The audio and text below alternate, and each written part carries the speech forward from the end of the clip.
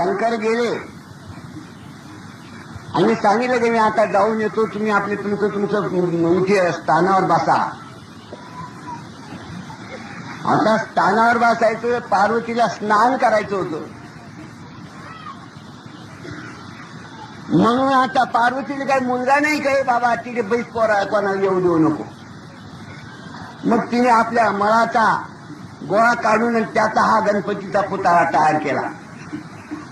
सांगितलं म्हणजे काय काय काय काम नाही, म्हणजे ते दरवाजावर राखण बैस कुणी येऊ देऊ नको, मला स्नान करायचं. राखण बसले असता ह्या गोष्टी नव्हे, लक्षात घ्या जरा, डोक्यात आणा. हे गुह्यातलं गुहे आपल्यापाशी सांगण्याकरता आले. बाबा काही पैसे आणखी धनद्रव्ये मान मर्यादा या सावडायच्या ठिकाणी नाही आले, हे सांगायकरता आले. जरा लक्षात घ्या की त्या मुलाला तिथे राक्षण ठेवला असता शंकर आले, निरूप धाडला की पार्वतीला मनात देव आले. तर ते येतानी कित्येक गण गेले, त्या गणपतीने धडाधड उडवली. लोक चिंभीर झाले की हे काय. ब्रह्मदेव जागीन थांबवले. मग नारायण आले. नारायण बी येऊन उभे राहिले. नारायणाने निरूप दिला, देवा आपल्या पर्णकुटी किंवा आपल्या महालाच्या दरवाजावर कुणीतरी एक आहे, तो काही कोणाला येऊ देत नाही. देव चिरडले पा परमेश्वर, जवा तिरसूळ अंगत मुंडकच उडवलं. ते मुंडक उडाल्याबरोबर नारायणाला कळलं, आता काय अहंकार झाला. देवा ही पृथ्वी कशी करायला आता तुम्ही, एका मिनिटात ती पालथ करून टाकील.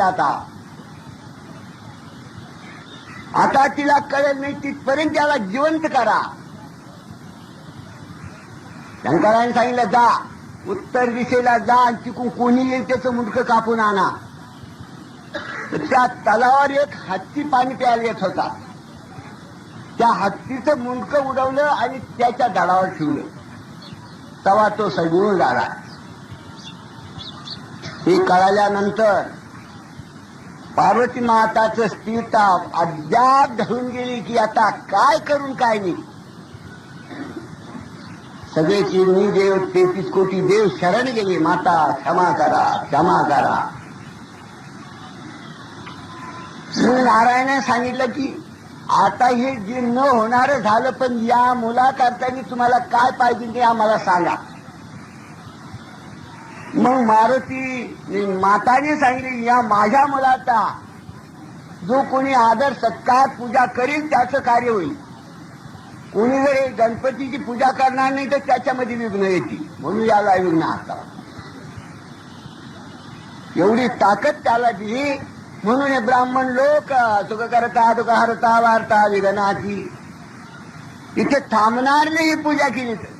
नाही तर सगळे शरीरातले जरी कोणी सूर लटकले तरी विघ्न आल्याशी राहणार नाही.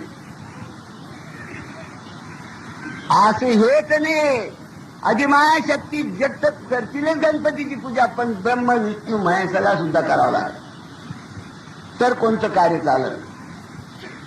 पहा ही आईची शक्ती.